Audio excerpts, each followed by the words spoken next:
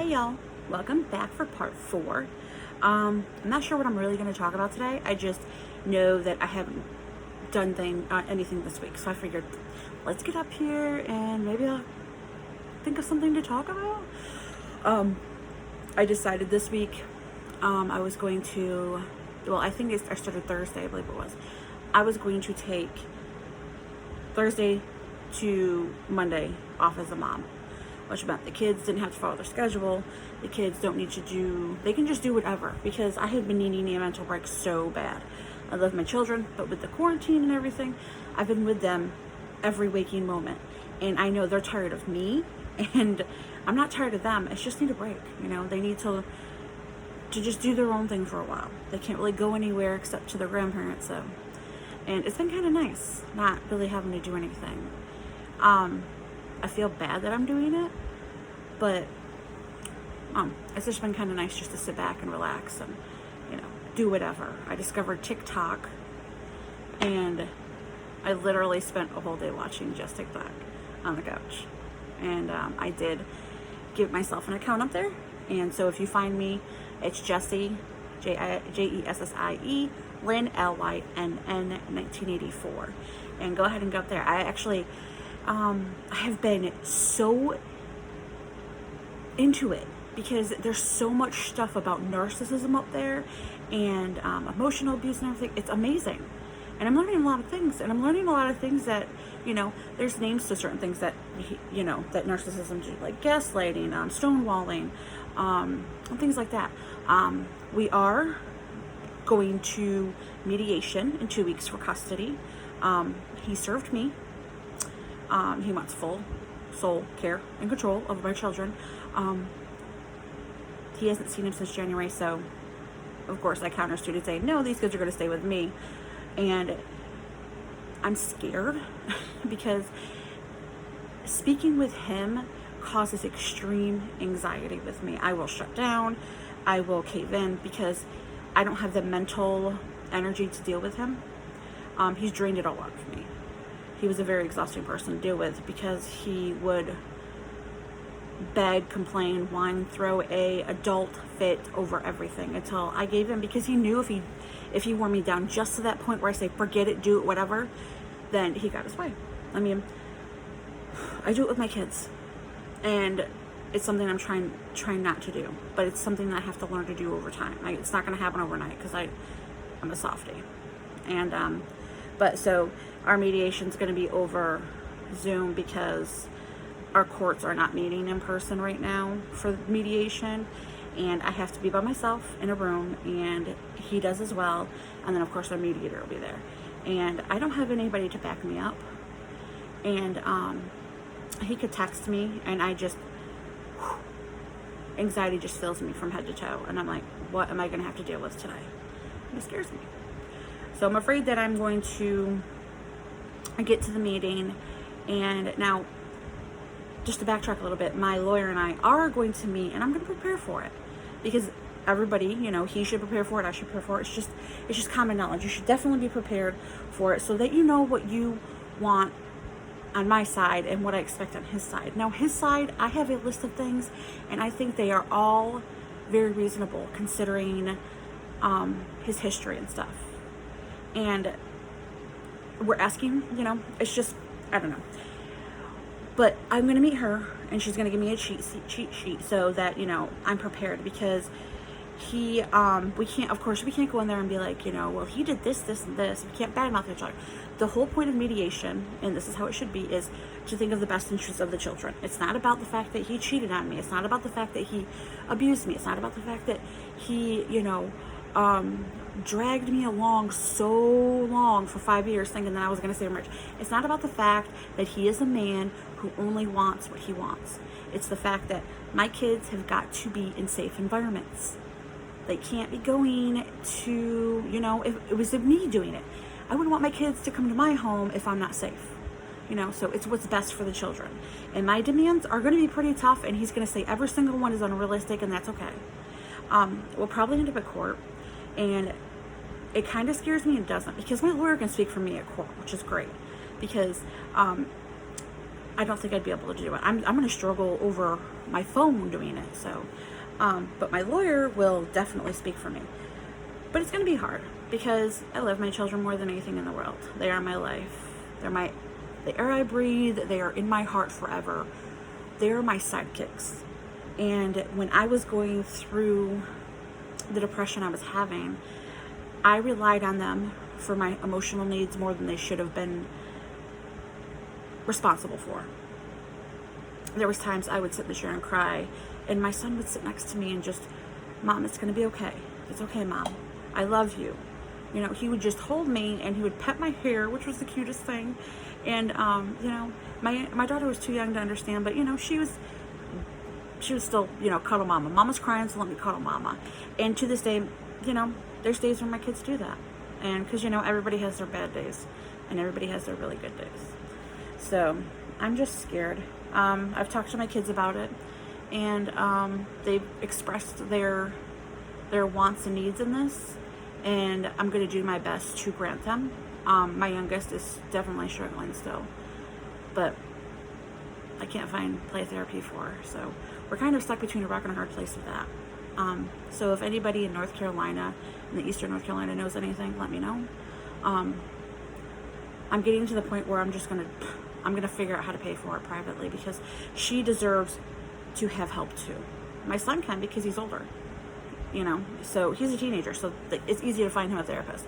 But, you know, her being 5 years old, it's very difficult to find somebody. She's not going to sit down in a room like, you know, a teenager or someone my age and just, you know, talk it out.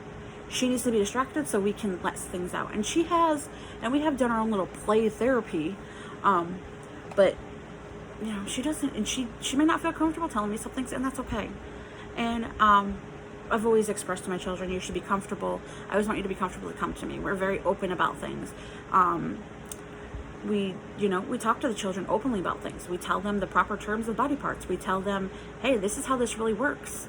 You know, I've had the talk, and my fiance, he was sitting by it, and he kind of contributed some. But, you know, I talked about my son about, you know, what's going to happen to his body now that, you know, he's 14, and, you know, there's going to be urges. Those urges, stay in your bedroom. It's perfectly normal. I want my kids to know it's okay to come to me. Hold on, I got something on my, there we go. It's perfectly okay to come to me and tell me how they're feeling. Because the best thing to do is to know that your kids can come to you and not be scared of you. And I never want my kids to be scared to come to me. I want them to know that if they go to a party and they make a bad decision to drink and they can't get home, call me and I will come get you, no questions asked. But the next day we will talk about it, so we can try to avoid a situation like that again. Because children are humans too, and they make mistakes just like adults do. So I want to try to be the best parent I can for my kids, because I wasn't for 5 years. And those 5 years, my kids were allowed to just sit around, eat whatever they wanted, and play on electronics, like 24/7. And most of the time, both of them slept with me, because he wasn't sleeping in my bed with me. And my daughter, you know, she was a newborn and I was breastfeeding, so she slept next to, in her packing play next to my bed. And then he didn't, you know, he never came back to bed after she was born. So she eventually moved into bed with me. And then there was nights my son did, because I think he just needed that comfort, you know, and that was okay. So I just don't want them to ever think they can't come to me. And I always worry that after those 5 years, they're gonna go, Mom's too mentally unstable to go to. If this is how she's gonna act during something like this, how do I know I can go to her? But they do talk to me about everything. And there was times when the children would go with him to visit, and this one time my son called crying. Him and his father were arguing. His dad was screaming at him, and I don't remember what it was about. But, I mean, my son was extremely upset. And he came home a couple weekends afterwards, and he had went to visit his dad again.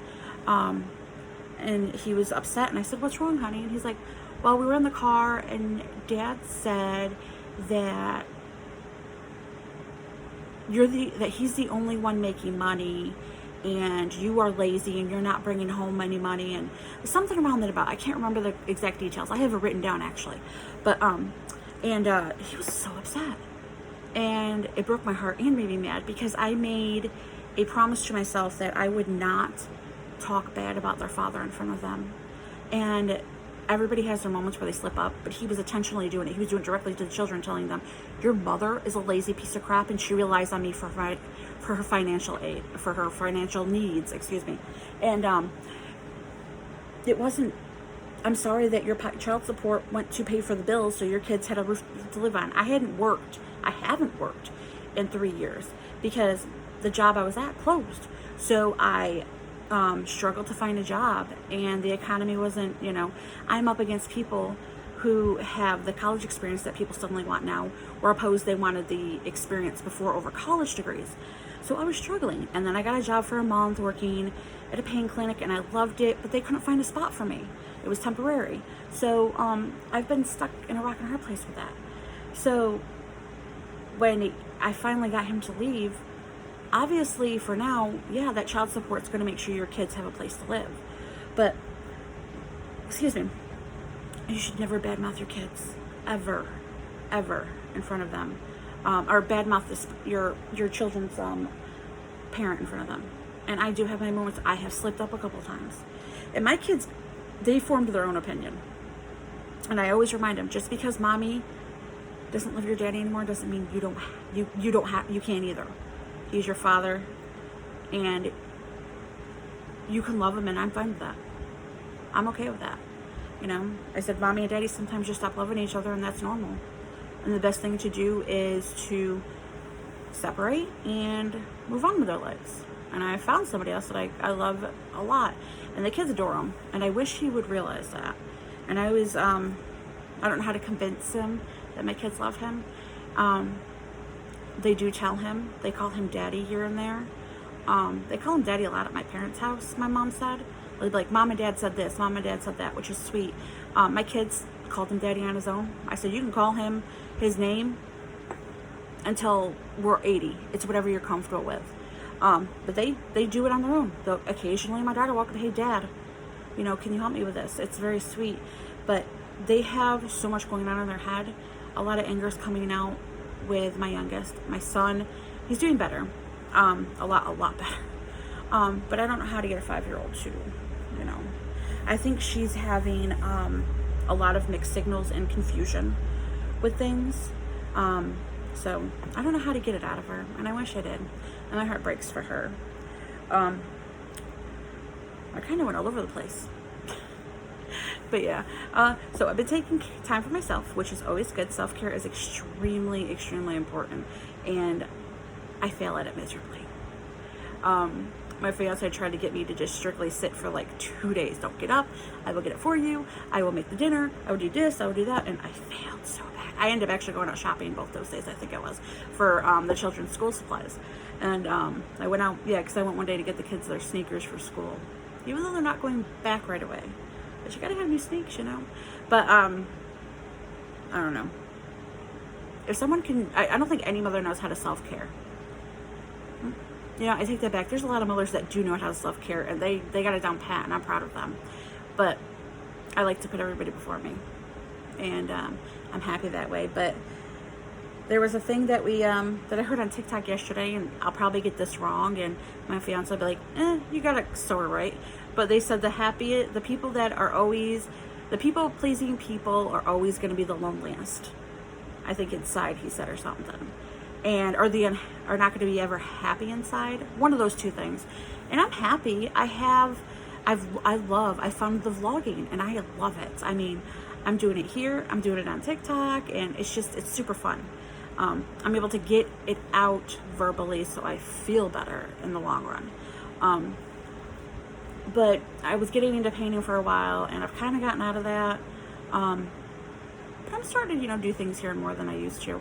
I just recently bought it was a stocking garland for our advent calendar for the holidays now, because usually our little elf brings them to like candy or toy advent calendars. And I figured, well, this year it'd be cheaper if I buy, one that we can reuse every year. Because last year it was either last year or the year before, I started a tradition where every day we would pull a paper out and we would do something that was Christmas related, and the kids loved it.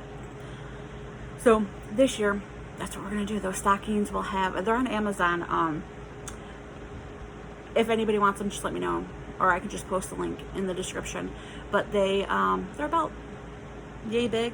It's enough for like maybe 2 little small candies or toys, and then I'll put the paper in it. Well, the elf will. And anyway, me or the elf, actually.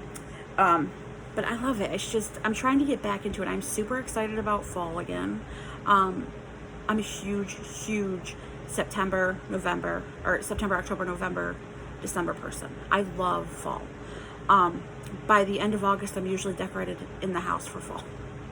And then when I was depressed, it's like, I tried, because I thought, well, maybe if I decorate, I'll feel really, really good. I'll start feeling a little bit better, because it's something I love. And this year, I've already started buying fall stuff. Because I have, we were lucky and we were able to purchase or find things to help make the house more homey. And I have this amazing, I guess it was part of a dinette set, I'm not sure, but it has drawers and cabinet. It's really long, it's very sturdy, and it's in our dining room. And I decorated it with my cow stuff because I love cows. And I started buying the stuff to do for fall, and I'm just really excited. And the kids are excited. My son looked at me, I think it was yesterday or the day before, and he goes, this is going to be an amazing Christmas, just like last year. I can already tell. And I hope he's right, because I still don't, my job that I am at, we start training next week. Unfortunately, the job is temporary yet again, and it's going to end at the end of September. And I'm scared that I won't find something to fulfill it then, because I am trying my hardest to get into an office that works with, I'm a huge advocate for mental health. And my dream job is to work either with a psychiatrist or psychologist office. I would love that. So, I'm still applying. I'm actually getting more views on my resumes than I used to, but now I'm up against 700 people compared to the 200 I was against before COVID. And if they don't settle on the unemployment, extra money on the unemployment, I am getting pandemic unemployment assistance, and minus the 600 that I was getting, I would get $59 a week. And that's because I get taxes taken out. So I don't want to have to pay them at the end of the year.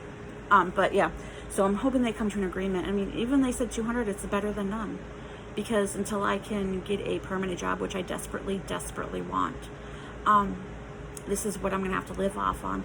And I wish people who are working and have been able to keep their jobs during this would understand that not everyone is lazy. I sit down every day and I apply for job after job. And it's very discouraging to go online, especially on Facebook, because, behind a computer, people will say whatever they want. To see, well, people need to get off their lazy asses and go back to work, but they have no clue what it's like to not know if in 2 weeks from now I don't have power, or 2 weeks from now my water shut off or whatever. I mean, I'm caught up, but I'm just saying, you have no clue when you're I don't know how to say it. I've heard it before, but they obviously don't have a clue what it's like that when you're from that last dollar. It's going to be there, and you're never going to see money, and you don't know when you're going to see money again.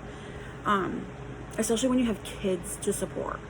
And I wish people would understand that, and maybe people will watch this, and I'm not asking for sympathy. I'm just asking for people to understand those in the situation. My job was put on hold. I was hired, and then it was put on hold because of COVID. My job requires me to go to people's houses and do interviews. I cannot go to a person's house in the middle of a pandemic and risk their lives or my life. I wear my mask like I'm supposed to, but there's people who choose not to wear it, and there's people who are extremely immunocompromised, and my job was not essential. It wasn't worth the risk at the moment. And their hopes is that, when phase 3 comes around, we can get going, because we're still in phase 2, but we're stuck in phase 2 for a while. The cases in my county just continue to grow. So we're well over, I think, 150 at this point for this week, and our county's not very big. So, but people need to understand that. I'm not one of those people who've been called, hey, you can come back, and I said, no, I'm just too scared. Because, yeah, I'm scared. But I can wear a mask and wash my hands and protect myself the best I can. And I'd rather be working than sitting at home wondering when that last dollar is going to be gone, and I'm not knowing where I'm going to get money to pay my bills the following month. So just knowing how all of us are lazy, because there are people out there who are saying, well, they're using an excuse. I don't want to go back because they're scared. And I understand it's very scary. But if you have ways that you can protect yourself while you're working, you should do it. So I'm hoping that this weekend they come to a conclusion before I file. I have to file next week, tomorrow, for the week. And I'm praying they come to a solution. So I understand the Republican side saying, let's extend it until we can come to an agreement. And I understand the Democratic side saying, hey, no, we need to get a long-term decision set down before we recess for the month, because it's not fair to them to have to wonder. But either one would be great right now. So please make a decision. So yeah. But I hope everybody has been doing well. I'm doing pretty well. The kids start back to school this month, 4 weeks at home, and then hopefully afterwards they'll go for 2 days a week. My daughter got her teacher assignment, who happens to be my niece's old kindergarten teacher, and mind you, my niece is 14, so I'm really excited, and my daughter's really excited. They're doing orientation by appointment, so that'll be really cool. So I'll be able to actually talk to the teacher, let her know, hey, this is what's going on at home. So if she seems kind of not herself, this is why. Because she has not been herself. My sweet little girl has not been herself, and it's very sad. So I hadn't been telling anybody about the custody thing, but I mean, it's not that I'm not supposed to.